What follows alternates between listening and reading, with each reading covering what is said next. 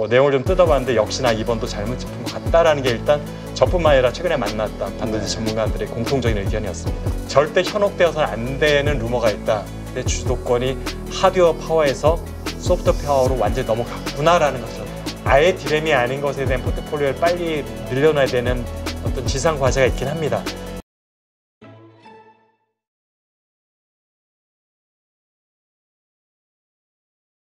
오늘 모신 분은 인더스트리 애널리스트시죠? 이주환 박사님 모셨습니다. 어서 오세요. 네, 반갑습니다. 네.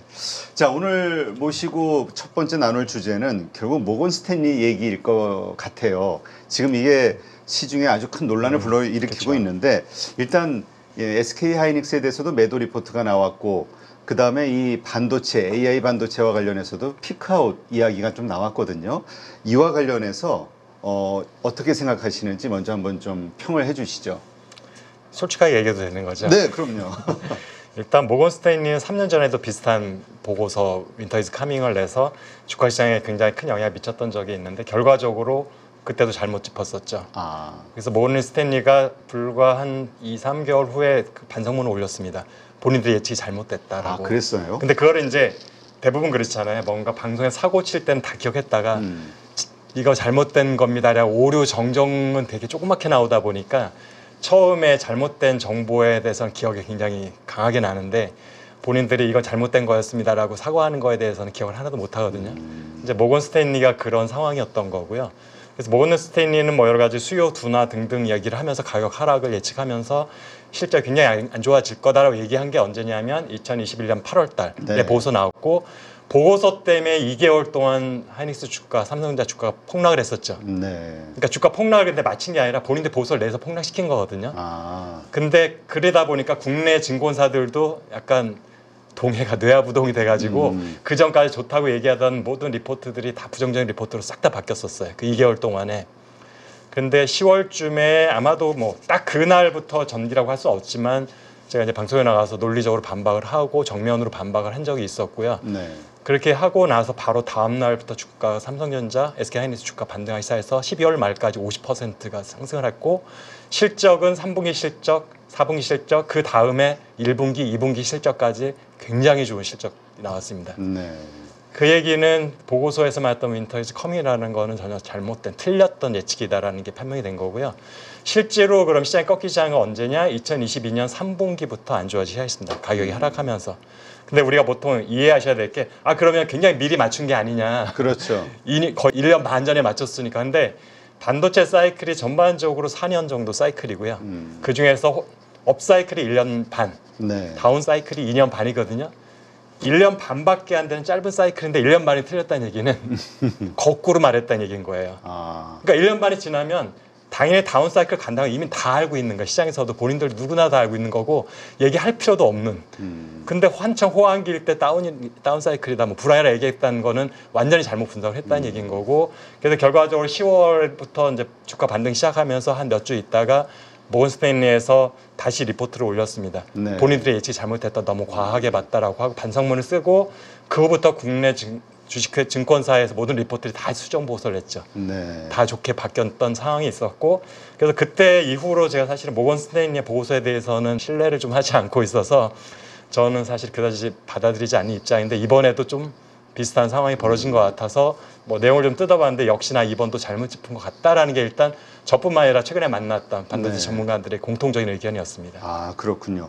일단 우리가 한 가지 좀 바로잡아야 될 것이 많은 분들의 기억 속에는 윈터 이즈 커밍이 맞았다. 그래서 모건 스탠리의 그 보고서, 리포트가 아주 큰 영향력을 미칠 것이다. 이 전제가 일단 잘못된 거군요. 그렇죠. 모건 스탠리는 일단 그때도 완전히 반대로 예측을 했었고 뭐 심지어 반성문 썼고요. 사실은 이번 보고서 같은 경우도 뭐 사실 굉장히 과한 리포트라고 일단 생각을 하긴 하는데 심지어는 모건 스탠리 본사에서조차도 아태 본부에 나온 보고서에 대해서 동의하지 않는 리포트를 냈었고요. 그렇습니까? 그래서 제가 볼 때는 둘 중에 하나인 거죠. 모건 스탠리 애널리스트의 실력이 없거나 아니면 모종의 의도가 있어서 일부러 주가를 끌어내리기 위한 작전이었거나 둘 중에 하나인데 어느 쪽이 됐든 본사 차원에서 뭔가 조치가 있을 것 같습니다. 그렇군요.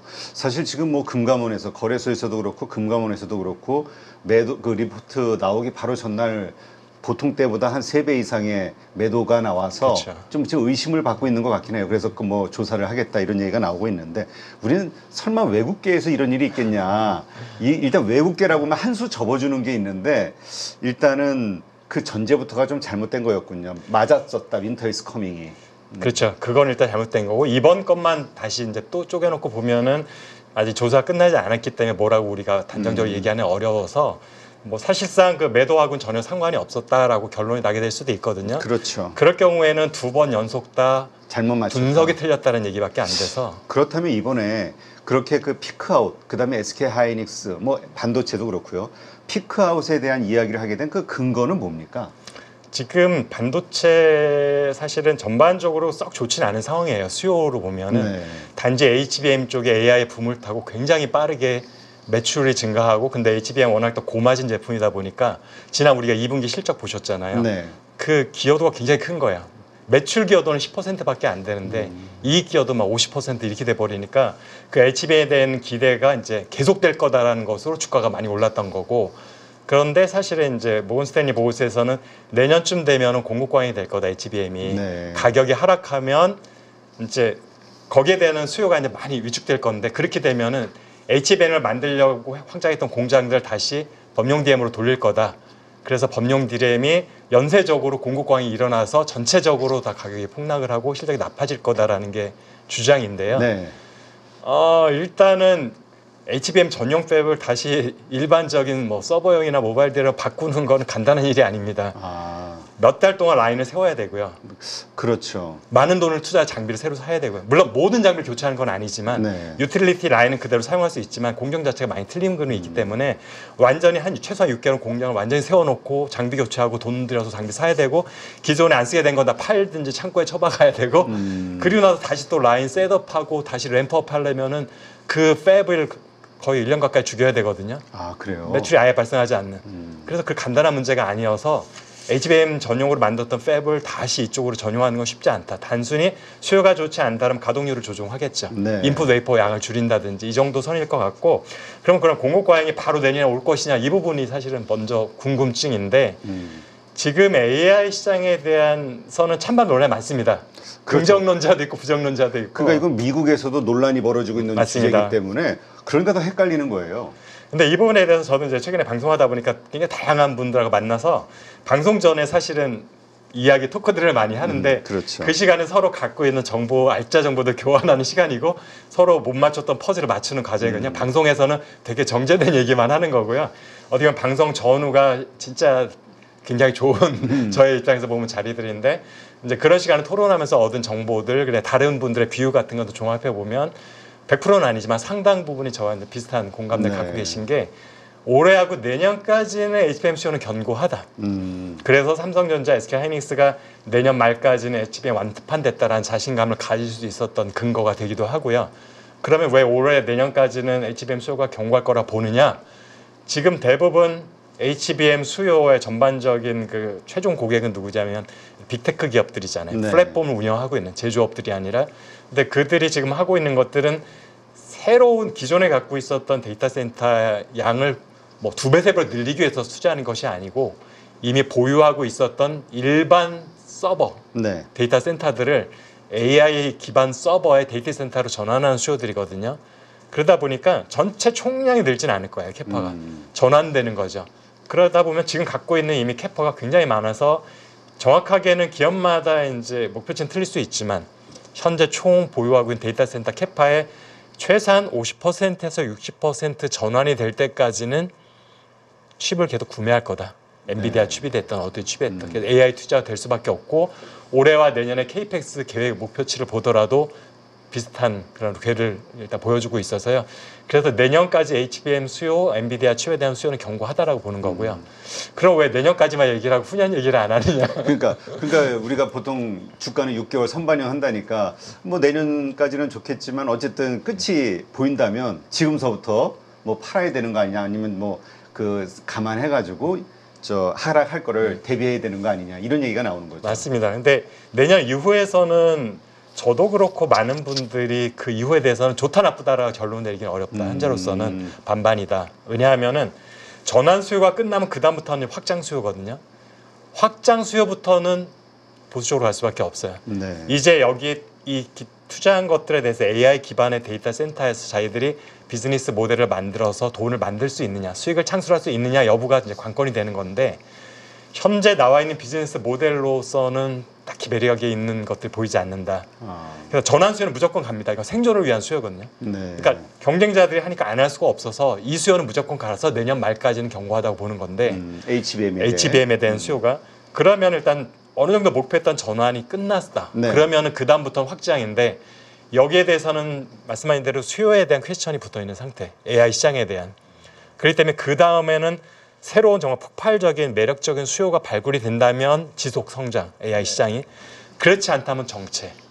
우리가 사실 지금 계속 기대하는 게 AI 소프트웨어가 내년서부터 활발해질 거 아니냐, 돈 버는 곳들이 나오지 않겠냐에 대한 기대감, 이런 것들이 만약에 가시화된다면, 현실화된다면 말씀하신 대로 이건 새로운 수요가 계속 만들어지는 거라고 봐야 되는 거죠.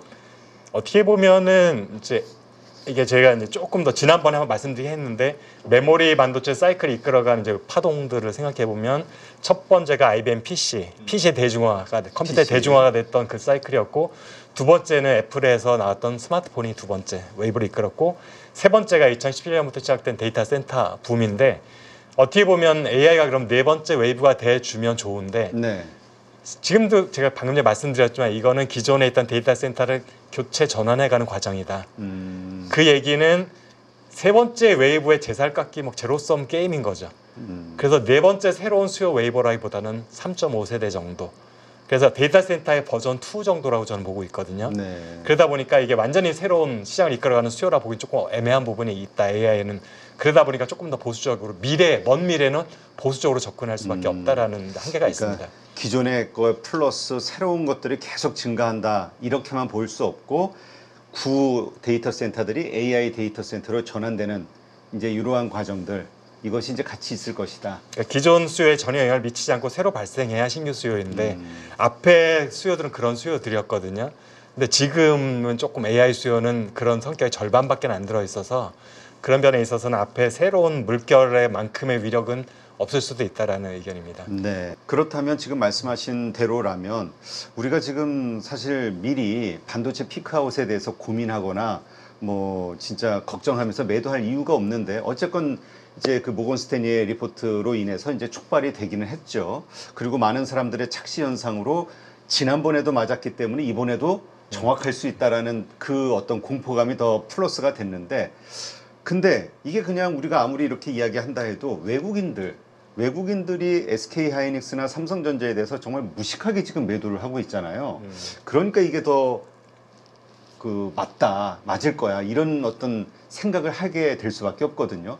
외국인들은 도대체 왜 이렇게 매도를 하는 겁니까? 말씀하신 대로라면 그럴 이유가 아직은 없는데. 외국인들의 매도의 흐름 같은 거는 사실은 기업의 실적에 크게 영향을 미치지는 않고요. 글로벌 자금 이동이 더 중요하다고 생각이 되고 있거든요.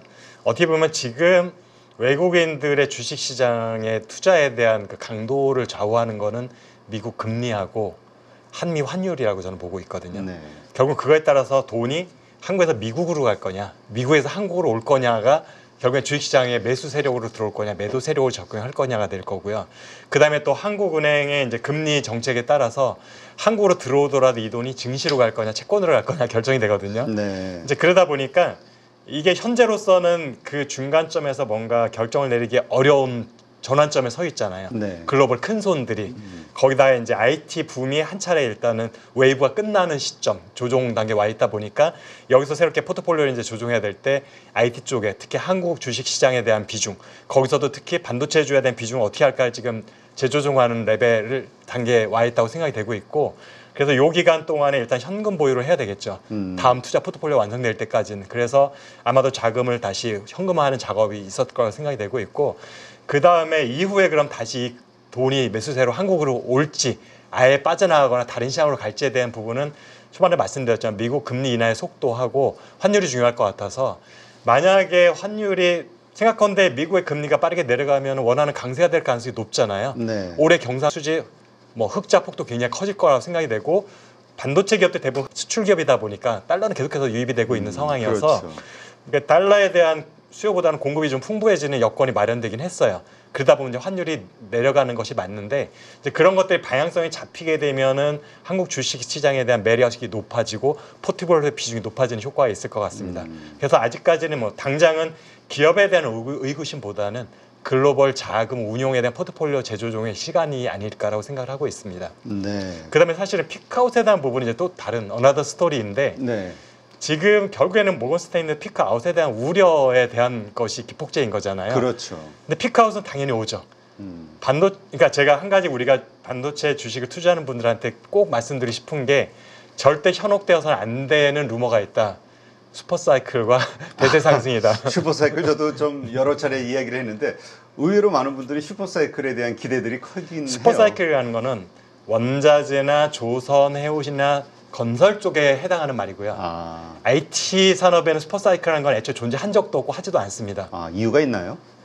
변화가 빠르기 때문이죠. 변화. 변화가 따르고 과점도가 심화돼 있어서 이거는 조금만 하면 공급관이 될 수밖에 없어요. 서로 네. 경쟁이 심한데 자금이 큰 애들이 있다 보니까 그래서 지금 이게 뭐 100개의 기업이 경쟁하면 굉장히 서로 이게 스무드하게 묻혀버리잖아요. 네. 투자라든지 수요가. 근데 3개, 4개 기업이면은 마음이 조금 맞으면 확 투자했다가 확 줄이게 되거든요. 네. 그냥 독과점을 굳이 그러니까 우리가 모여가지고 담합을 안 하더라도 그래서 사이클 나올 수밖에 없는 거고 그다음에 수요에 대한 변동성도 굉장히 크거든요. 최종적으로는 B2C로 연결되는 게 많다 보니까 그래서 반도체 산업은 슈퍼사이클이라는 건 애초에 존재한 적도 없었고요. 앞으로도 없을 거고 그래서 막연한 낙관론은 우리는 조심해야 된다. 네. 그럼에도 불구하고 피크아웃에 대한 부분은 명확한 사이클에 대한 이해를 먼저 바탕을 가고 논리를 갖고 시작해야 되는데 제가 항상 사이클을 남보다 조금 먼저 불황이든 호황이든 얘기를 하기 때문에 이제 많은 분들이 제 이야기를 듣고자 하는 경향이 좀 있잖아요. 네. 그 이유는 제가 다른 많은 분석하는 분들이 보는 것들 되면 동향 지표에 가까운데 보통 경기 뭐죠? OECD 경기 선행 지표 이걸 그런 많이 거 보기도 하고 그다음에 더 많이 보는 것들은 각각 수요 산업의 제품 재고 같은 거라든지 뭐 PC나 스마트폰 제조나 판매량의 예측치. 근데 이런 것들이 보통 뭐 6개월, 3개월 정도 보는데 그냥 짧게 보는 거기도 네. 하고 대부분은 안 맞습니다. 그래요? 중간에 뭔가 이슈가 하나 터지면 최종 소비재는 확 바뀌어 버리거든요. 그러니까 예측하기 어려운 영역이에요. 수요라는 것들은. 그래서 좀 더 긴 흐름에서 수요보다는 공급 쪽에서 공급과의 요소가 있는지 없는지를 보는 게 좀 더 정확한데 그런 면에서 볼 때 공급과의 요소와 가격 요소 같은 것들을 좀 1년 전도 선행하는 지표들을 저는 좀 보는 편이거든요. 그런 것들을 볼 수 있는 게 국내 수출 동향인데 현재 수출 동향이 아니고 증가율의 커브의 모양을 가지고 봅니다. 수치 절대 수치가 아니라. 그래요? 그다음에 전 세계 반도체 출하도 전체 막대 크기를 보는 게 아니라 출하율로 전년 대비 율로 봤을 때 그 그래프의 모양을 가지고 판단할 수 있고요. 그다음에 국내 재고 지표가 있고 출하 지표들이 있는데 이런 것을 종합해서 보면 대충 1년 정도 선행해서 알 수가 있는데 그래서 제가 보는 선행 지표에 피크 아웃이 있고 나서 1년쯤 뒤에 기업 실적에 피크아웃이 옵니다. 그런데 지금 만약에 피크아웃이 곧 올 거라면 제가 보는 선행지표 피크아웃이 이미 발생했어야 되는데요. 7월 지표까지 봤을 때 아직 애매하지만 피크아웃은 없습니다. 고점 확인이 안 됐고 확실한 다운턴이 나타난 지표는 하나도 없었습니다. 그 얘기는 최소한 1년 이내에는 피크아웃이 안 일어난다는 얘기예요. 네. 그래서 내년 2분기까지는 피크아웃은 없어서 아무리 빨라도 3분기나 그 이후가 될 거는데 주가 6개월 선행한다라면 지금 피크아웃 얘기 때문에 주가에 반영됐다라면은 좀 뭔가 오류가 있었던 거고 지금 모건 스탠리의 말이 맞다면 1년 반이나 2년 후 거를 예상해서 주가에 반영됐거든요. 네. 넌센스인 거죠. 근데 그 아까도 말씀하셨습니다마는 이제 아테 쪽 이 모건 스탠리 쪽에서 나온 이 하이닉스 매도 리포트 이거와 뉴욕에서 나온 그 마이크론에 대한 리포트 좀 이렇게 좀 다른 결이 좀 다른 것 같기는 해요. 왜냐하면 150불에서 한 120불 정도로 목표 주가를 낮췄잖아요. 90에서 135로 올렸더라. 굉장히 많이. 90에서 좀 130. 네, 심하게 올린 데도 있었습니다. 그렇죠. 그러니까 하여튼 그 120불 적정 주가를 어쨌든 목표가를 120불 네, 정도 기존 적정가에서. 네, 120불 정도로 보고 있으니까 지금 이 실적을 보면 거기는 적자 기업이고 PBR도 한 2.26배 정도 되고 현재 기점에서도 그런데도 더 높게 보는데 하이닉스는 이렇게 매출 이익단이 크고 이렇게 괜찮은데 왜 이렇게 목표가를 낮췄을까? 그 근거가 마이크론에 대한 잣대와 하이닉스에 대한 잣대가 다른가? 이런 생각이 얼핏 들더라고요. 저는 잣대가 다르다고 봅니다. 그게 어떻게 보면 코리아 디스카운트의 우리의. 슬픈 현실인 것 같고요. 실적만 놓고 보면 아마도 3분기 실적이 곧 이제 연달아 발표가 될 텐데 금액으로 따졌을 때 마이크론보다는 SK 하이닉스나 삼성전자 훨씬 많을 거라고 생각이 되고 그렇죠. 있고 영업이익률로도 사실은 1분기까지는 삼성전자도 마이크론이 좀 더 높았지만 이제는 역전될 거라고 생각이 되고 있어서 만약에 실적이나 미래 기업 가치를 가지고 동일한 잣대, 동일한 PER을 적용한다고 하면은 아마도 주가 목표치가 그렇게 확 다른 온도 차이가 날 거라고 생각이 되지 않는데 그렇지 않은 이유는 나스닥 시장과 코스피에 대한 어떤 투자들이 갖고 있는 이미 기준 자체가 틀리다고 보는 게 맞는 것 같고요. 그만큼 코리아 디스카운트가 굉장히 우리한테 약점으로 잡히고 있는 것 같습니다. 특히 이제 기업의 가치와 상관없이 낮게 평가받는 거잖아요. 참 증권 시장에서. 슬픈 일이네요. 네. 알겠습니다. 자, 그렇다면 지금 말씀하신 대로 SK 하이닉스 그렇지 않을 것이다에 대한 우리 반론을 만약에 제기한다고 하면 어떤 것들이 있을까요? 일단 HBM 수요에 대한 거는 내년까지는 물론 가격이 조금 하락할 여지는 있습니다. 왜냐하면은 이제 삼성전자, 엔비디아 콜테스트 통과하고 이런 식으로 이제 공급량이 늘어난 추세이기 때문에 그러니까 이런 논리가 또 그냥 같은 리포트에서 나오면서 분위기가 그러니까 또 논리적인 것 같기도 한 게 독점적이었던 것을 마이크론이나 삼성전자가 같이 뛰어들면 물량도 나눠지겠지만 가격 단가가 낮아지지 않을까? 여기에 대한 생각 그건 있거든요. 이제 가격 단가가 어떻게든 엔비디아는 낮추려고 할 겁니다. 네. 그래서 플레이어 수를 늘리려고 삼성전자가 콜테스트 통과하기를 오히려 삼성보다도 더 간절히 바라고 있을 수도 있는 상황인데 자 그럼 이걸 생각해야 되는 게 지금 일반적으로 우리가 서버용 D램이나 모바일 그래픽 D램의 마진율이 얼마 정도 될까? 네. 이제 가격이 2022년 9월부터 하락하기 시작해서 보면은 작년 한 10월 정도의 바닥을 찍고 이제 다시 상승 전환했거든요. 근데 많이 오른 것 같지만 한 3, 4년 이상의 장기 차트를 놓고 보면은 아직까지 그렇게 바닥에서 높이 올라오지 못했어요. 네. 이제 특히 낸드 같은 경우는 D램보다도 아직까지 더 상승 여력이 더 있는 상황이고요. 그랬는데도 2분기에 엄청난 양의 흑자로 전환했잖아요. 네. 그 얘기는 가격이 조금만 더 올라와 주면 그쪽에서 나올 수 있는 이익과 영업이익률이 굉장히 크다는 얘기인데 HBM은 그 제품들보다 몇 배 높다고 보거든요. 마진율 자체가. 네. 자, 그럼 가격이 조금 하락한다. 그렇게 해도 서버용 드램의 몇 배다. 영업이익률이. 이런 걸 가지고 무슨 적자를 걱정을 하고 피크아웃을 걱정한다라면은 이거는 너무 지나친 걱정이 들어간 것이 아닐까라 일단 생각이 되는 거고요. 그 다음에 실제로 정말 공급 과잉이 되더라도 저는 내년보다는 2025-6년 정도쯤이 되지 않을까라고 생각을 하고 있습니다. 네, 알겠습니다.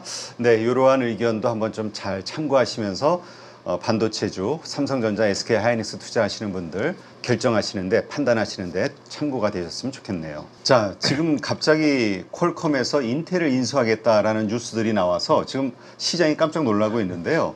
그래가지고 뭐 시간에서 인텔은 급등을 하고 퀄컴은 폭락을 했다가 다시 좀 반등하는 모습이 맞습니다. 나오고 있는데 일단 이게 가능성이 있는 얘기입니까?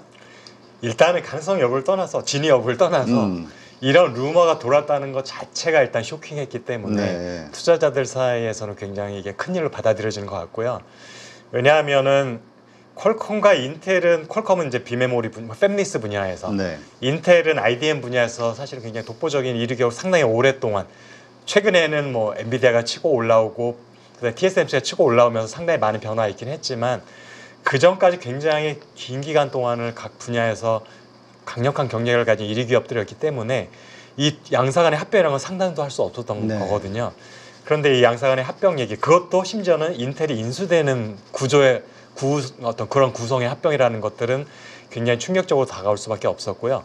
물론 최근에 인텔이 굉장히 실적이 악화되고 네. 그래서 그룹 내 여러 가지 다양한 이제 변화를 예시하면서 뭐 파운더리 분사하기까지도 본격적으로 얘기하겠다고 발표를 한 상황이라서 인텔이 어렵다라는 것들은 우리가 인지하고 있었지만 그렇다고는 하지만 다른 회사에 인수될 정도로 안 좋은 거야?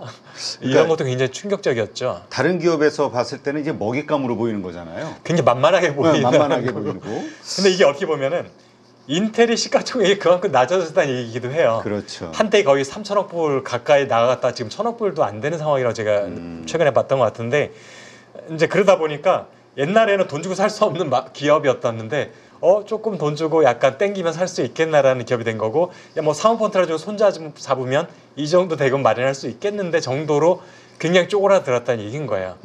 시가총액에 쪼그라들었다는 얘기는 기업의 위상과 실적도 쪼그라들었다는 얘기인 거고요. 네. 어쨌든 한편에 보면은 반도체 경쟁자들 입장에서도 마냥 좋지는 않을 것 같은 게, 절대 강자일 때 인텔도 저렇게 될 수 있다라면 그렇죠. 나도 언젠가는 저게 내 운명이 될 수도 있지 않는가, 좀 경각심이 될 수도 있다고 생각이 되고, 또 하나 재밌는 거는 이제 IDM이나 직접 생산을 하는 기업들의 경쟁력이 네.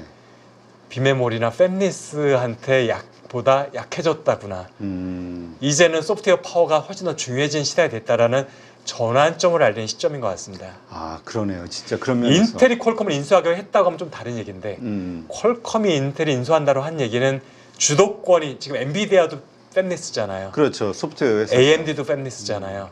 유일하게 생산 시설로 아직 강자인 건 삼성전자, SK하이닉스, TSMC 정도인데, 이제 주도권이 생산에서, 특히 IDM에서 팹리스로 넘어갔구나라는 걸 격세기함을 느끼는 하나의 한 획이 될 수 있어서, 제가 볼 때는 이거는 성사 여부는 뭐 몇 년을 지켜봐야 되는 상황이지만, 네. 어쨌든 이러한 얘기가 나왔다는 자체가 이제 주도권이 하드웨어 파워에서 소프트웨어 파워로 완전히 넘어갔구나라는 것을 저는 느꼈습니다. 네. 근데 이게 만약에 실제로 성사된다면 이것도 시장에 큰 영향을 미치겠죠. 특히 반도체 뭔가 재편의 어떤 또 시그널이 되지 않을까 싶기도 한데요. 일단은 양사 간의 기업의 시장 점유율이 너무 높다 보니까 이게 과연 유럽과 미국과 뭐 중국의 독과점 장벽을 넘을 수 있을지가 저는 일단은 좀 의구심이 들기는 하고요. 기존에도 이런 대기업 간의 합병은 상당 부분 미국이 아니면 유럽 쪽에서 부결된 경우가 많이 있습니다. 네. 그래서 포기된 경우가 많이 있는데, 이번에 건도 제가 볼 때는 쉽지는 않다고 생각이 되어서 일단 성사 가능성이 그렇게 높지 50% 미만이라 보긴 하지만, 만에 하나 예를 들어서 인텔의 사업 몇 개를 쪼개서 팔고 뭐 여러 가지 장치를 마련한 후에 할 수도 있잖아요. 네. 제3의 기업을 새롭게 만들어서 합칠 수도 있는 거죠. 퀄컴 자체가 인수하면 부담이 되니까 이제 이럴 경우에는 이제 가능성이 높아지긴 하죠.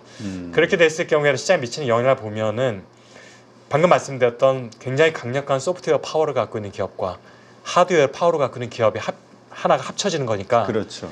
이게 시너지를 낼 수만 있다고 하면은 자금력과 갖고 있는 노하우나 IP도 굉장히 중요해요. 인텔렉츄얼 프로퍼티를 갖고 있는 양사를 합치면 굉장한 무기가 될 수 있거든요. 이것만 갖고도 저는 시장에 미치는 영향이 굉장히 클 거라 생각이 돼서, 성사된다면 굉장히 큰 파급이 있을 것이다. 네. 근데 성사 가능성은 생각보다 높지 않을 것이다라고 보고 있습니다. 네. 근데 하여튼 이번에 인텔이 파운드리를 분사하고 하면서 사실 이게 좀 삼성전자 주주분들은 좀 기분 나쁘실 수도 있지만, 요즘 미국 바보형은 인텔, 한국 바보형은 삼성전자 뭐 이런 막 이야기들이 소리 같은 얘기도 들죠. 하도 떠돌아다니니까 그만큼 이제 답답한 현실을 이야기하는 건데, 삼성전자도 파운드리를 분사해야 되는 거 아니냐. 그게 인텔이 선택했다라면 분명히 그 어려운 상황을 타개하기 위한 하나의 방안이라고 계산을 했을 텐데, 삼성전자도 그래야 되는 거 아니냐라는 그런 의견을 가지신 분들도 있더라고요. 여기서 사실은 비슷한 점도 있지만 상황은 상당히 많은 다른 점들이 있습니다. 상황이라는 게 회사 외적인 요인도 감안했을 때, 그렇죠. 일단 비슷한 점이라는 것은 양사가 다 차세대 먹거리로 파운더리를 점찍었다라는 게 같고요. 네. 그래서 야심찬 계획을 갖고 많은 돈을 갖다 투자를 했어요. 그래서 뭐 몇 년 이내에 누구를 따라잡게 될 이런 목표치가 다 있었고요. 물론 그 목표가 삼성전자는 타겟이 TSMC였었고, 그다음에 인텔 같은 경우는 그 타겟이 삼성전자였었죠. 타겟의 이제 레벨이 조금 다르긴 했었지만 다 비슷한 목표를 하고, 그 목표 연도까지 다 제시를 했다는 것도 좀 유사한 점이라 볼 수 있어서, 그랬다 결국에는 현 시점에서만 본다면 아직까지는 성공하지 못한 프로젝트다라는 게 또 공통점이라고 할 수 있어서, 이제 여기서 비슷한 과정을 겪었던 인텔은 이제 분사를 택했다. 네. 그런 면에 있어서 삼성전자는 어떻게 해야 되지라는 것들에서 많은 궁금점들이 있다라는 것, 여기까지가 일단 유사한 점이라고 볼 수가 있는데, 일단은 하나 첫 번째, 인텔이 분사했을 때 성공할 수 있을까라는 부분부터 일단 생각을 해야 되는데, 그 가능성도 반반 그렇게 높지는 않게 보는, 그래요? 저는 일단 보고 있고요. 왜냐하면 결국에는 파운더에 실패했다는 얘기는 고객 확보를 못했다는 얘기예요. 그렇죠. 기술력도 하나의 문제가 될 수 있지만 그렇게 또면 삼성전자의 기술력이 TSMC보다 뒤져 있다 볼 수 없는데도 불구하고 고객 확보에 실패를 했잖아요. 결국 레퍼런스가 없어서인 것 같기도 하고. 레퍼런스이기도 하고 생태계도 중요하고요. 근데 파운더리 산업은 약간 수주 산업이기 때문에 약간 조선 산업과 비슷한 측면이 있어요.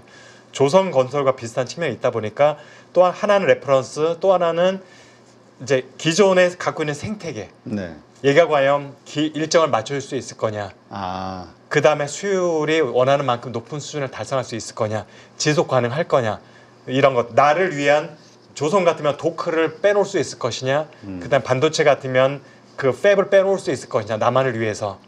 그렇게 되려면 많은 것을 갖고 있고 그 중에 다양한 포트폴리오를 나눌 수 있어야 되는데, 그런 면에 있어서 TSMC를 쫓아가기에는 인텔도 삼성전자도 굉장히 부족한 상태이다. 네. 그러다 보니까 고객 입장에서는 뭔가 TSMC가 문제가 있다면 바꿀 수가 있죠. 고려를 할 수 있는데 문제가 없는 상황에서 더 많은 리스크와 의구심이 있는데 고객사들이 바꿀까 협력사를 그렇지 않을 가능성이 높죠. 내가 고객이라고 한다면. 그렇죠. 오히려 TSMC가 좀 더 비싸도 TSMC가 안전하거든요. 네. 그래서 AMD가 TSMC 전적으로 100% 많고 설계만 하잖아요. 인텔은 설계와 생산을 같이 해왔잖아요.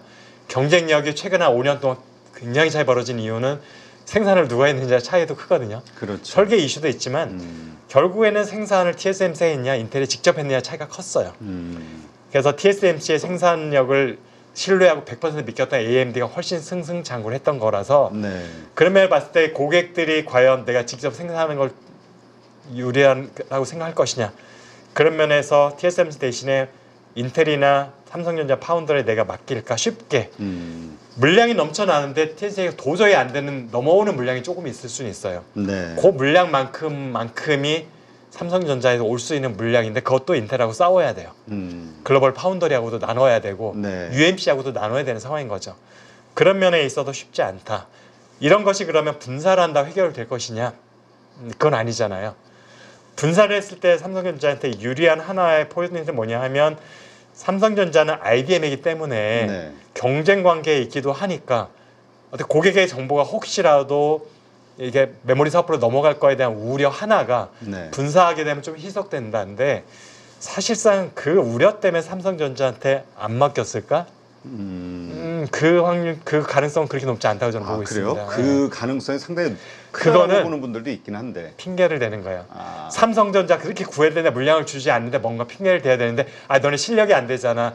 트랙 레코드가 부족하잖아. 너네 생태계가 약하잖아 말하면 좀 삼성전자 자존심을 상할 수 있으니 될 수 있는 핑계가 너네 지금 약간 IDM과 같이 붙어 있어서 약간 보안 이슈가 조금 우려가 돼라고 핑계를 대면 삼성전자가 더 이상 얘기를 하기 어려우니까 핑계를 되게 아주 좋은 거 중에 하나였다고 저는 생각이 되고요. 네. 진짜 마음속의 이유는 앞에 말씀드렸던 다른 여러 가지 이유 때문에 TSMC가 훨씬 더 매력적이었던 거죠. 이 부분은 분사를 해도 해결이 안 되는 게 한 가지. 네. 자, 두 번째 문제는 자금력이 있느냐.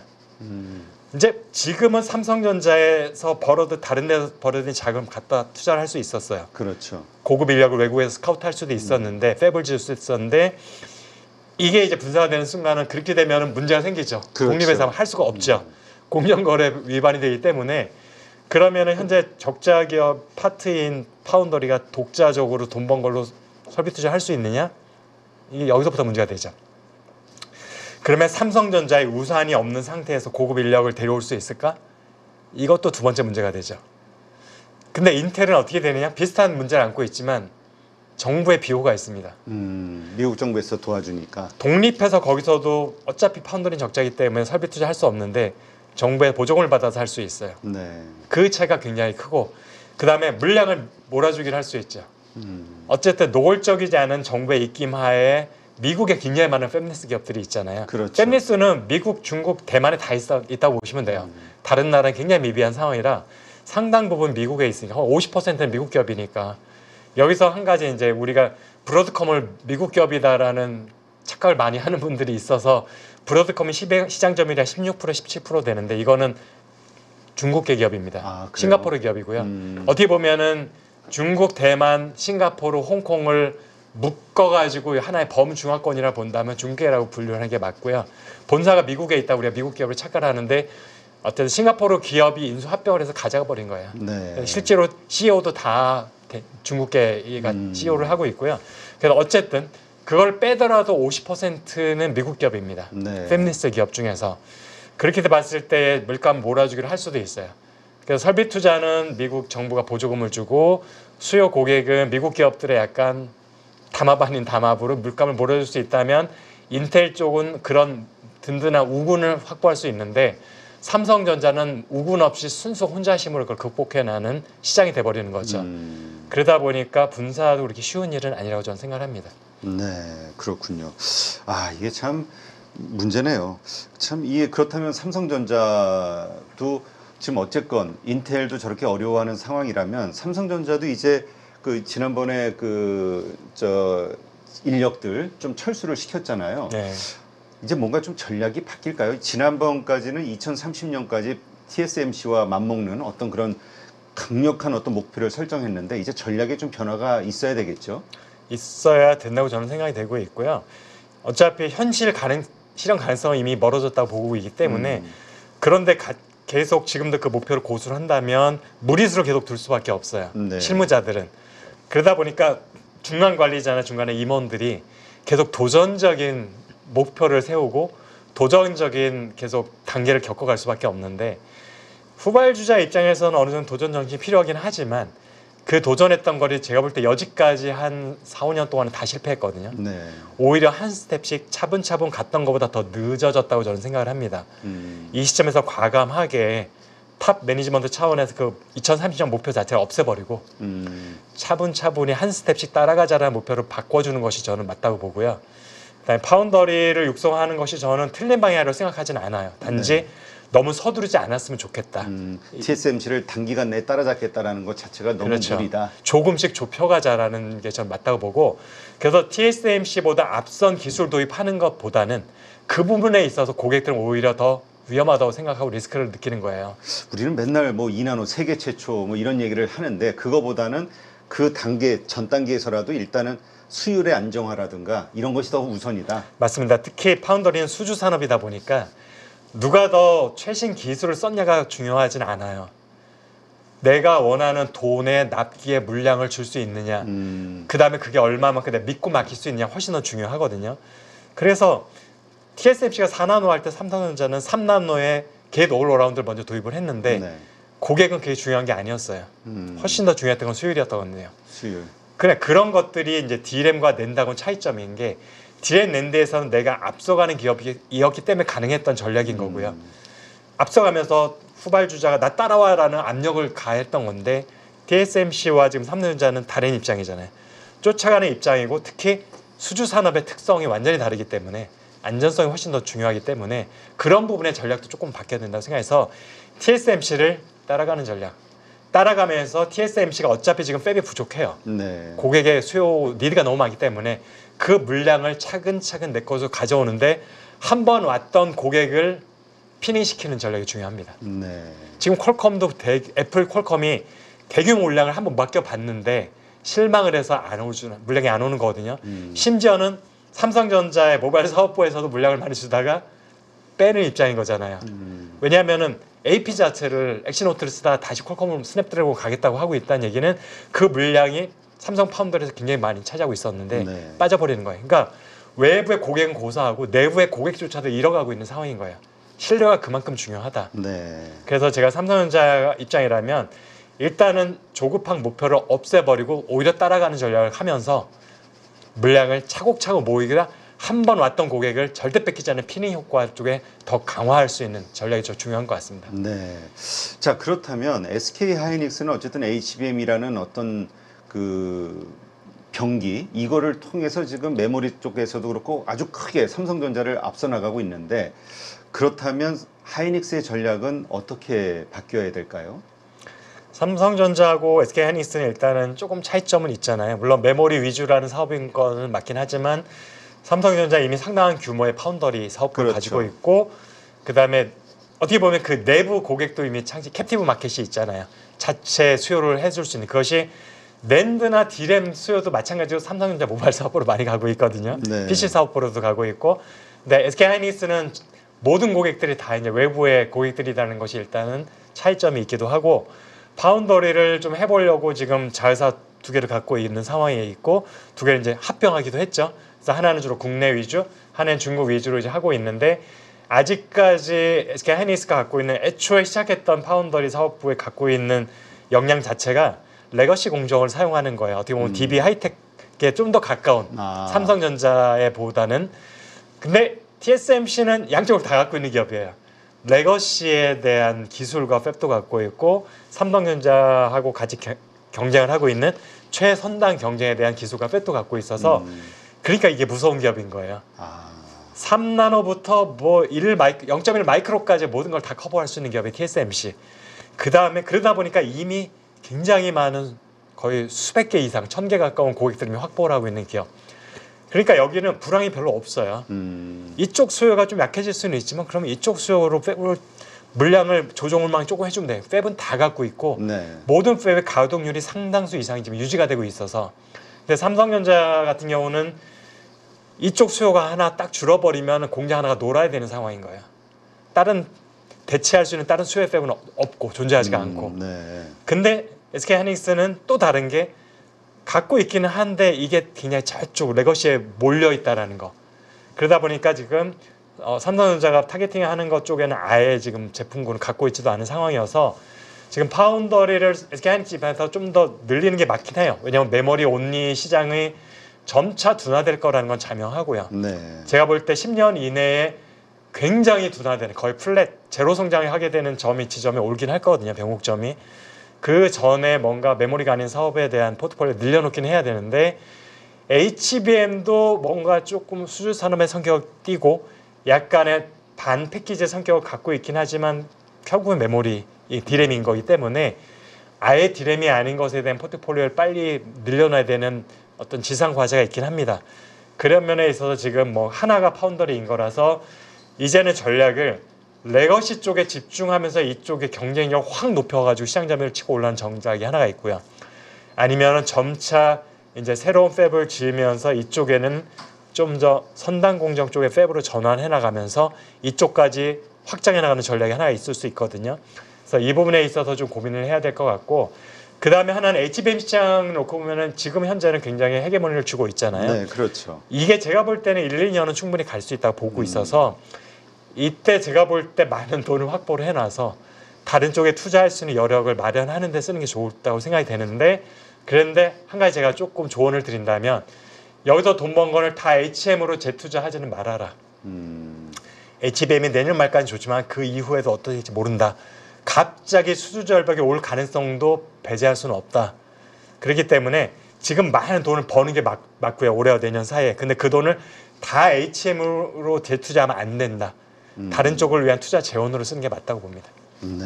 지금 그렇다면 SK 하이닉스 시스템 IC라는 기업이죠. 그 하이닉스의 그 파운드리 기업이 지금 이제 그리고 이제 키 파운더리가 있는데 그 두 개가 실질적으로 이제는 합병을 했죠. 최근에 하나 회사지만 독립적으로 움직이는 두 회사라고 보시면 됩니다. 그렇군요. 네. 키 파운드리하고.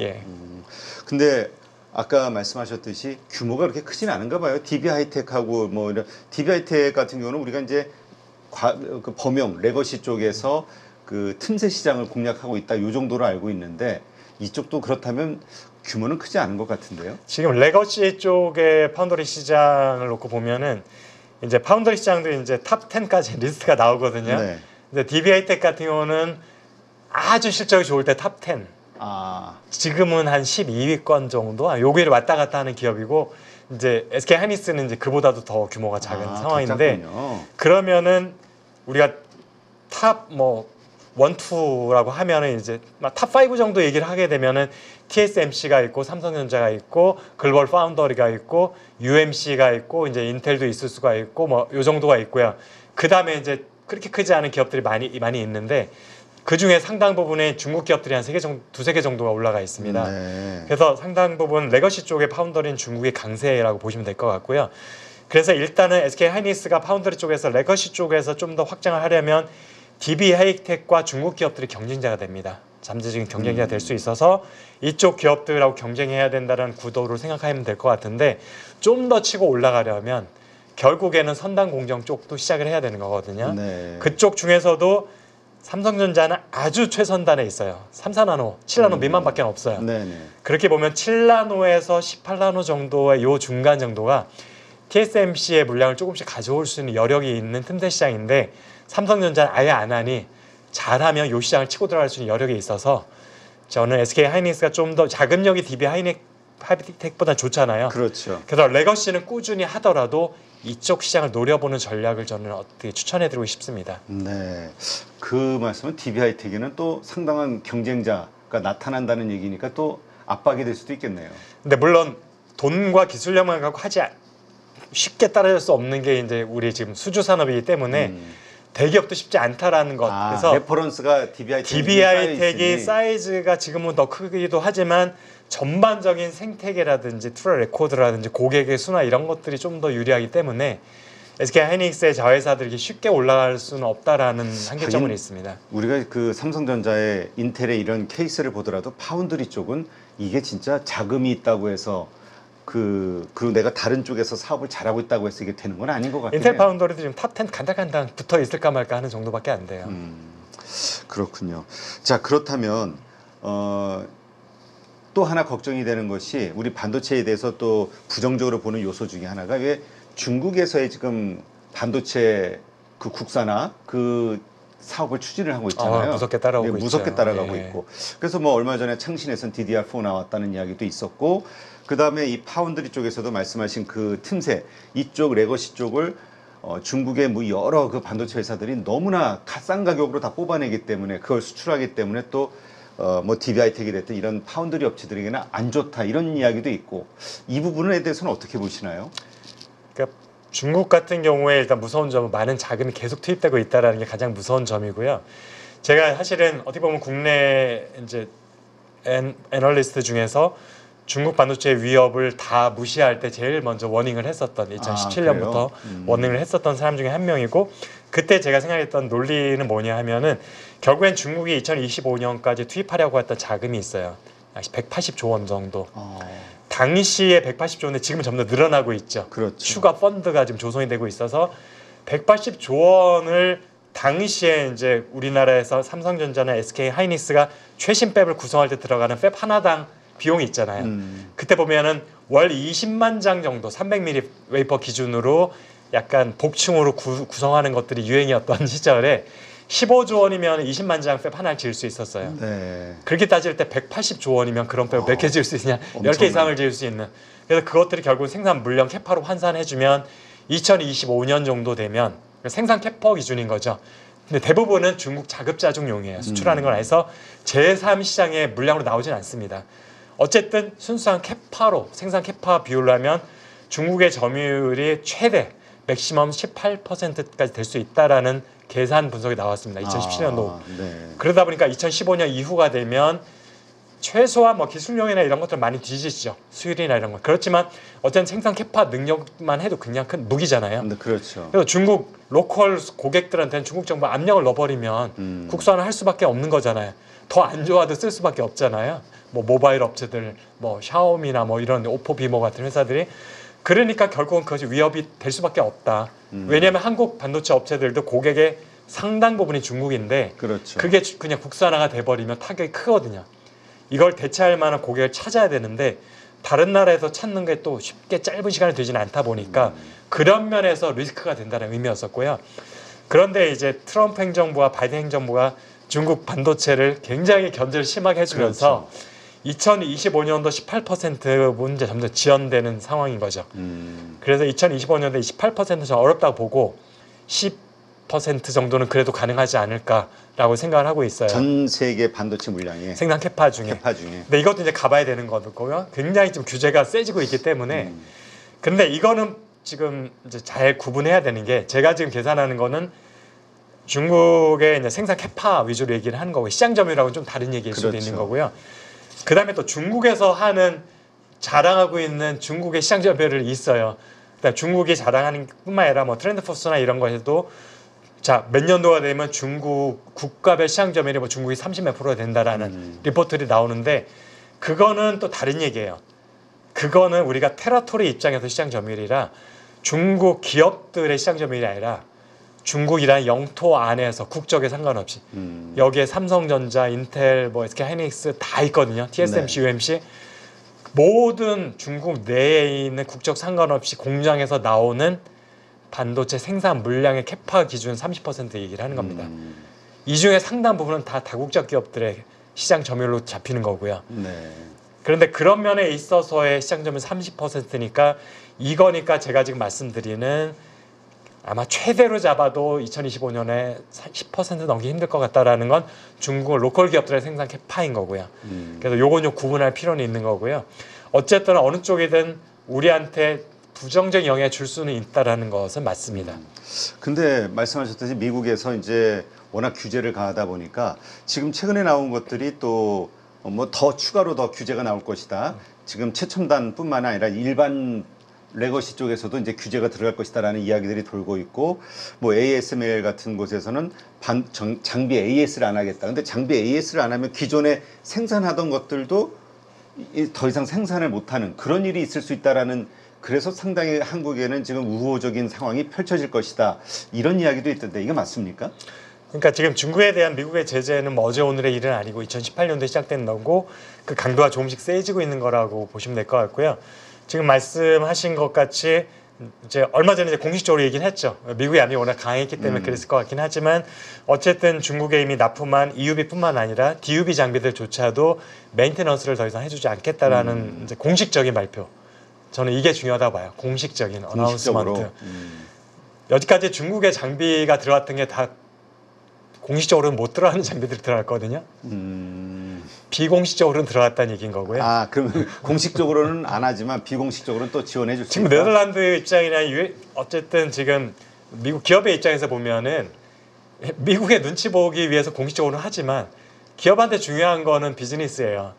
매출의 상당 부분이 중국에서 발생을 하는데 엔비디아도 똑같은 상황이잖아요. 그렇죠. 엔비디아 매출의 20% 중국에 발생하는데 이거를 막으면 우리는 안 팔겠다라고 해요. 공식적으로는. 그러면은 그건 정치적인 사실은 레토릭만 보여주면 돼요. 다 잡아내서 할 만한 마음도 없고 의지도 없고 여력도 없습니다. 중국. 지금 미국 대선이 11월에 있잖아요. 그렇죠. 선명성 경쟁을 하는 거라고 보시면 돼요.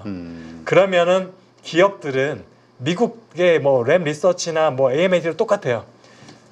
어나운스먼트를 하는 거야. 정치적. 우리는 중국과 거래 안 한다. 그러면 더 이상 얘기 안 하거든요. 그래 놓고 나서 비공식적으로 다 팔고 있습니다. 그렇기 때문에 완전히 막는 건 저는 불가능하다고 보고 있어요. 네, 그것이 또 그나마 지금 요즘 어려운 우리 한국 반도체 기업들 주가에 좀 도움이 되지 않을까 이런 생각을 했는데, 일단 뭐 심리적 효과 이 정도밖에 안 되겠군요. 실질적 효과보다는. 그런데 이런 게 어떻게 보면 전환점 될 수 있습니다. 우리가 그 반도체 소부장에서 일본 의존도가 너무 컸던 게 치명적이 됐잖아요. 그렇죠. 2019년도에. 그래서 그 후에 결과적으로 어렵긴 했지만 사실상 큰 문제는 없었고요. 그러면서 어떤 좋은 긍정적 효과가 있었냐 하면은 국산화율이 높아졌잖아요. 그렇죠. 그런 면에 있어서 지금 이런 것들이 우리한테 오히려 안 좋은 점일 수 있는데 중국의 자력 경쟁력이 높아지고 있어요. 빠르게.